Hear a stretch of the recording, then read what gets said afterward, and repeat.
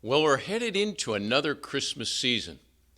What do you think? Is it going to be a extraordinary Christmas this year? Isn't that interesting that with the other holidays, typically we just do them, but not with Christmas. Christmas needs to be special. But that's the question. What makes Christmas special? We know it's more than just the presents and the activities, the parties, the family get-togethers.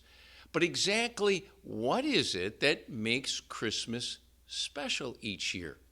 It is kind of mysterious. And maybe that's why we watch the Hallmark channel so often during this season. We think that maybe if we watch enough of those touchy-feely Christmas feel-good movies that some of that magic will rub off on us. You know, maybe the folks that have the bumper sticker, "Keep Christ in Christmas," are on to something. You know, the original Christmas story is absolutely shocking. That God, who created everything, the heavens, the earth, and all human life, entered human history for one reason: to die on the cross to pay for human sin, to make justice for evil, and also to rise from the dead to prove that he is God and that what he did on the cross is absolutely valid and legitimate. It's simple, straightforward, and yet so profound. It's a lot like Einstein's theory of relativity. If you ask people, do you know that particular theory? They'll say, oh, yeah, E equals mc squared. But if you say, well, can you explain what it really means? Then they'll have a little bit more difficulty responding to that question. And it's similar with the question, what does it mean that Jesus Christ is true God and yet became a human being to die on a cross for human beings? The Christmas message is really about God dealing with evil. That's the message of Christmas. His entering this world to do something about that which has, in many ways, ruined human life. Now, when we talk about evil, typically we are referring to other people. Most folks will agree that there are a certain few people in history that were so horrible, so bad, they deserve to rot in hell. Along with maybe a boss, a couple of co-workers, maybe some neighbors, and maybe even a relative. But not many people go to hell. And when we talk about evil, we certainly don't often refer to ourselves or the people that we love.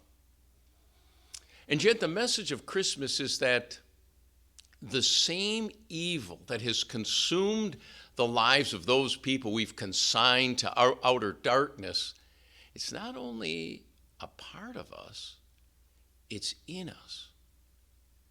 And that each one of us, myself and you included, have the capability to do the most horrific of evil actions. We are all in the same boat. And that helps us put together the pieces of the Christmas puzzle. If our problem with God and with other people is that big, we need a solution that is outside of ourselves. And that's what Christmas is all about. God entering our history to do for us what we couldn't do. Christmas, the message is compelling and it is worthy of our consideration. We invite you to explore the possibilities of the Christmas message with us. We've got a worship service on Saturday, Christmas Eve at 7 p.m. and also on Sunday morning, Christmas Day at 11 a.m. If those dates don't work for you, we at least encourage you to go to our webpage, www.lutheranhawaii.com, and ask us to send you one of these little devotional books. They're short one-page essays, and yet they're concise and powerful at the same time, exploring what the message of Christmas and its application means to you and to me. We also encourage you to download Countdown to Christmas, which is on our webpage. On behalf of the members of Community Lutheran Church, I wish you a very, very special Christmas, and even better if we can be a part of it. God's blessings.